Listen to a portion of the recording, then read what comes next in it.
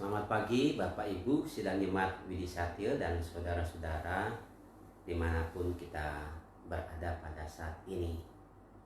Pada pagi hari ini, sebagaimana instruksi daripada Bapak Presiden, instruksi dari PGI, dan juga saya dengan surat edaran daripada Sinode YKPB, maka hari ini kita akan beribadah di rumah kita masing-masing.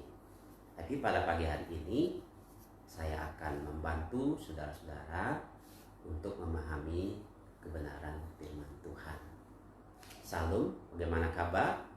Saya berharap Bapak dan Ibu Sidang Jemaat, saudara-saudara semua dalam keadaan baik, sejahtera, dan dalam perlindungan Tuhan. Sekarang mari kita bersama berdoa untuk mendengarkan firman Tuhan. Kita berdoa. Bapa yang di sorga, Bapa yang penuh kasih, kami datang kepadamu menaikkan puji dan syukur karena kasih setiamu selalu membukakan jalan untuk kami dapat mendengarkan firman-Mu. Juga pada pagi hari ini di saat kami beribadah di rumah kami masing-masing, kami akan mendengarkan firman-Mu melalui live streaming. Untuk itu Bapa di sorga berkati kami melalui pembacaan firman-Mu dan juga di dalam perenungan. Dalam kasih Yesus kami menyerahkan hidup kami semua. Amin. Bapak Ibu yang kekasih, pembacaan firman Tuhan pada pagi hari ini sebagaimana yang disediakan dalam puji dan janji sebagai panduan YKPB dari Yesaya 66 ayat yang ke-10 sampai dengan 14 saya akan membacakan untuk kita. Bersukacitalah bersama-sama Yerusalem dan bersorak-soraklah karenanya, hai semua orang yang mencintainya. Bergembiralah bersama-sama dia segirang-girangnya, hai semua orang yang berkabung karenanya. Supaya kamu mengisap dan menjadi kenyang dari susu yang menyegarkan kamu, supaya kamu menghirup dan menikmati dari dadanya yang bernas. Sebab beginilah firman Tuhan, sesungguhnya aku mengalirkan kepadanya keselamatan seperti sungai, dan kekayaan bangsa-bangsa seperti batang air yang membanjir. Kamu akan menyusu, akan digendong, akan dibelai-belai di pangkuan. Seperti seorang yang dihibur ibunya, demikianlah aku ini akan menghibur kamu. Kamu akan dihibur di Yerusalem. Apabila kamu melihatnya, hatimu akan girang, dan kamu akan seperti rumput muda yang tumbuh dengan lebat. Maka tangan Tuhan akan nyata kepada hamba-hambanya, dan amarahnya kepada musuh-musuhnya. Jadi sampai sekian pembacaan firman Tuhan. Sekali lagi berbahagia setiap kita yang mendengar dan belajar merenungkan itu di dalam kehidupannya. Haleluya. Amin. Bapak Ibu yang kekasih dalam Tuhan, minggu ini memang kita masuk dalam minggu sengsara yang keempat. Dan minggu ini adalah minggu Laetare, yang artinya bersukacitalah bersama-sama Yerusalem. Instruksi kita pada pagi hari ini mengatakan, jika biji gandum tidak jatuh ke dalam tanah dan mati, ia tetap satu biji saja. Tetapi jika ia mati, ia akan menghasilkan banyak buah. Mari saudara-saudara, saya akan membantu kita untuk dapat memahami kedua pembacaan kita, baik introitus maupun bahan khotbahnya. Saudara-saudara yang kekasih dalam Tuhan Yesus Kristus, masa-masa sulit yang dialami oleh orang Israel pada saat pembuangan di Babel adalah benar-benar membuat mereka merasakan suatu bentuk penderitaan, kebebasan yang terkekang, pemaksaan untuk melakukan ritual-ritual terhadap dewa-dewa yang disembah di Babel. Bahkan pemaksaan seperti yang dijalani oleh Daniel bersama dengan teman-temannya tatkala ia tidak taat, dia harus masuk ke dalam dapur api. Namun saudara-saudara, kasih Allah tetap dialami oleh bangsa Israel. Di tempat yang masa sulit itu, kasih Allah sungguh menyapa mereka. Kasih Tuhan tidak pernah luntur. Karena Allah Israel adalah Allah yang setia terhadap umatnya. Dalam bacaan tadi disampaikan bagaimana orang-orang Israel akan dibawa oleh Tuhan kembali ke negerinya untuk menikmati pembebasan, untuk mereka dapat bersukacita, untuk mereka dapat melihat kasih Allah yang luar biasa. Jadi hal ini bukan karena bangsa Israel mampu untuk keluar dari persoalan itu, tetapi oleh karena kasih Allah yang luar biasa tetap menyertai mereka. Kasih setia Allah yang tidak pernah meninggalkan kehidupan orang-orang Israel. Dalam bacaan tadi dikatakan, bersukacitalah bersama-sama Yerusalem dan bersorak-soraklah karenanya, hai semua orang yang mencintainya. Jadi orang Israel dipanggil untuk mengalami kegirangan yang luar biasa karena kasih Allah yang dinyatakan. Kasih Allah yang dinyatakan itu digambarkan dengan bagaimana seorang ibu yang mengasihi anaknya, yang menggendong anaknya, yang mengelus-elusnya dengan kasih sayang. Demikianlah Allah yang mengasihi kehidupan orang-orang Israel. Ia siap untuk memberikan jalan keluar dari masalah yang dialami di Babel. Kasih Allah yang terus mengalir bagaikan air sungai, meluap yang tidak pernah putusnya di dalam kehidupan orang-orang Israel. Sekali lagi di tengah-tengah kesulitan, Allah tetap konsisten untuk menyatakan kasih setianya kepada orang-orang Israel. Dan itulah yang harus diketahui oleh orang Israel, bahwa Allah yang diyakininya adalah Allah yang setia kepada janjinya. Saudara-saudara yang kekasih, umat Israel diajak untuk melihat bahwa apa yang terjadi, kesukaan yang akan dialami, sekali lagi bukan karena ia mampu terlepas dari pergumulan itu, tetapi oleh karena Tuhan yang memampukan mereka terlepas dari pembuangan dan ia mengalami sukacita yang besar. Kalau boleh dikatakan, habis masa kelam, Israel mengalami masa sukacita oleh karena kasih Allah yang terjadi di dalam hidupnya. Demikianlah juga intritus kita mengatakan kepedulian Allah terhadap kehidupan manusia yang jatuh ke dalam dosa. Allah yang solider turun ke dalam dunia ini menjadi manusia, mau menyatakan tanpa kasih Allah di dalam Yesus Kristus, manusia tidak mungkin mengalami keselamatan. Intritus kita dengan jelas mengatakan, jikalau biji gandum tidak jatuh ke dalam tanah dan mati, ia tetap satu saja.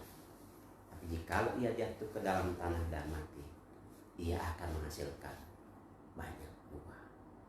Demikianlah Kristus yang adalah wujud solidaritas Allah terhadap dunia ini.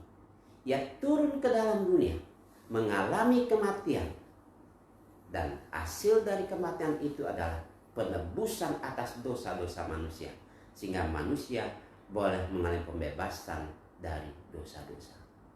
Tidak pantaskah manusia untuk bersukacita karena kelepasan yang Allah telah lakukan untuknya? Saya kira adalah hal yang sangat wajar jika Allah kembali mengingatkan kepada kehidupan kita agar kita bersukacita karena pembebasannya dari segala dosa yang kita telah lakukan. Saudara-saudara yang terkasih dalam Tuhan Yesus Kristus, belakangan ini negeri kita, bahkan bukannya negeri kita tetapi seluruh dunia sedang dilanda oleh virus corona. Virus ini adalah virus yang sangat menakutkan. Ada banyak jeritan, ada banyak kesedihan yang terjadi di belahan dunia ini. Tidak terkecuali juga adalah di Indonesia dan di Pulau Bali ini. Virus corona telah banyak mengubah fenomena. Ada krisis di mana-mana, secara khusus yang sangat dirasakan oleh saudara-saudara kita yang bekerja di pariwisata. Bagaimana yang selama ini dia menggantungkan harapannya dari wisatawan yang datang, tapi sekarang menjadi sepi dan mereka menjadi krisis. Dan krisis itu juga kita alami bersama-sama. Jalan-jalan menjadi sepi seperti yang tidak biasanya. Inilah hal yang luar biasa. Tapi saudara-saudara, janji Tuhan adalah kita pasti keluar dari persoalan ini. Ia pasti akan membukakan jalan buat kehidupan kita. Meskipun dalam situasi ini mungkin kita merasakan bahwa seakan-akan tidak ada jalan keluar. Meskipun situasi ini mungkin membawa pikiran kita sudah terlambat. Tetapi ingatlah, Tuhan tidak pernah meninggalkan kita. Ia mengerti apa yang kita alami. Ia peduli terhadap kehidupan kita. Ia pasti membukakan jalan. Kasih setiap Tuhan akan terus dilakukan kepada kehidupan kita. Yang Tuhan minta adalah kita tetap percaya. Tentu dalam hal ini percaya itu bukanlah hal yang apatis. Percaya itu harus disikapi dengan tindakan-tindakan yang nyata. Kalau kita kaitkan dengan instruksi daripada pemerintah, sinode dan PGI, maka ketaatan kita, percaya kita harus kita nyatakan dalam sebuah tindakan. Yang pertama adalah kita berdoa untuk bangsa ini. Sebagaimana dulu orang Israel pada saat di pembuangan, Nabi Yeremia mengingatkan dalam Yeremia 29 ayat 7, usahakanlah kesejahteraan di mana aku buang. Saudara dan saya, kita dipanggil untuk mengusahakan kesejahteraan negeri ini dengan tetap berdoa dan berdiam di rumah. Jangan keluar. Perintah daripada atasan kita, pemerintah kita adalah perintah dari Tuhan juga. Karena pemerintah adalah wakil Allah di dalam dunia ini. Sebagaimana yang diungkapkan dalam kitab Roma pada pasal 1 ayat 31, 32, dan 34. Ketaatan kita kepada pemerintah adalah ketaatan kita kepada Tuhan. Oleh sebab itu saudara-saudara, tetaplah tenang, tetaplah percaya sampai mujizat Allah dinyatakan, dan isilah percaya itu dengan tindakan-tindakan yang real. Tetaplah tinggal di rumah, karena dengan demikian saudara akan menjaga diri sendiri dan juga menjaga orang lain. Jangan ada di antara kita yang merasa kuat, jangan ada di antara kita yang ego, mau melakukan tindakannya sendiri, tetapi perhatikanlah juga orang lain. Allah kita adalah Allah yang solider. Maka sebagai anak-anak Tuhan, kita juga harus solider terhadap saudara-saudara kita yang menderita. Menjaga diri sendiri adalah menjaga orang lain. Itulah bentuk kesolideran kita. Itulah wujud nyata dari percaya kita kepada Allah, menanti mujizatnya sampai dinyatakan. Tuhan memberkati saudara-saudara. Haleluya. Amin. Saudara-saudara, baik kita bersama-sama berdoa.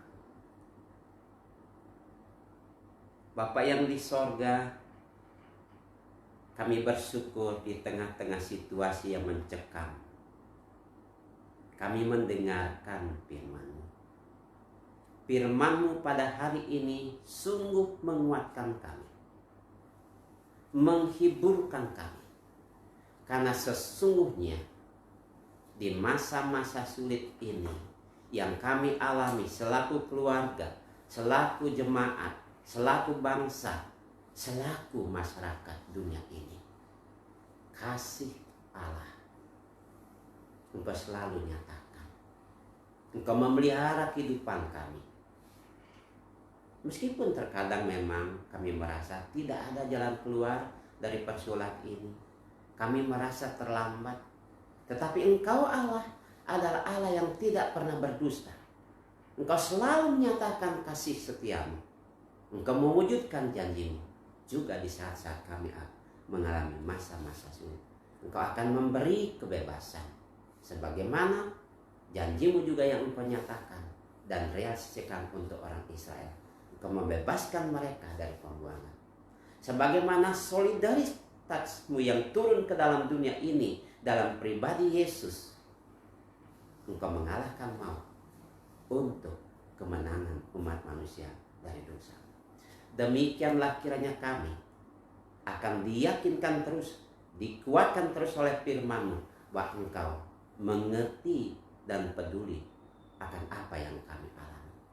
Engkau akan menyatakan mujizat-Mu, dan buatlah kami dengan pertolongan Roh Kudus agar kami tetap percaya, dan mampukan kami merefleksikan percaya kami dalam sebuah ketaatan dari apa yang dianjurkan oleh pemerintah, dari apa yang disarankan oleh PBI, dari apa yang disarankan oleh sinode, agar kami tetap diam di rumah. Kami boleh menjadi berkat bagi orang lain dengan tidak keluar ke rumah. Terima kasih banyak Bapa. Engkau berkati kami semua. Bangkitkan semangat kami. Hilangkan rasa takut kami. Hilangkan kecemasan kami. Bahwa mujizat-Mu pasti akan Kau nyatakan. Inilah sembahyang kami. Saudara, arahkan hati pada Tuhan dan terima berkat-Nya. Kiranya kasih Allah di dalam Tuhan Yesus Kristus yang tidak pernah melupakan saudara-saudara. Kasih Allah dalam Yesus Kristus akan memampukan saudara tetap percaya, menanti mujizat-Nya. Kasih Allah dalam Tuhan Yesus Kristus akan memampukan saudara menunjukkan solidaritas saudara kepada lingkungan, kepada dunia ini. Kasih Allah dalam Tuhan Yesus Kristus akan mengangkat semua kecemasan, rasa takut, sampai Allah menyatakan mujizat-Nya. Terpujilah namanya. Haleluya. Amin. Terima kasih saudara-saudara. Tuhan memberkati. Dan jangan lupa bahwa kita selalu minggu depan kita tetap juga akan mengadakan ibadah seperti ini, live streaming. Dan juga saudara-saudara tetaplah taat di rumah. Jangan bepergian, tinggal di rumah kecuali ada hal-hal yang perlu yang tidak bisa dielakkan. Dengan demikian saudara membantu saudara-saudara kita yang lain selain kita membantu diri kita sendiri. Tuhan Yesus memberkati. Terpujilah namanya. Amin.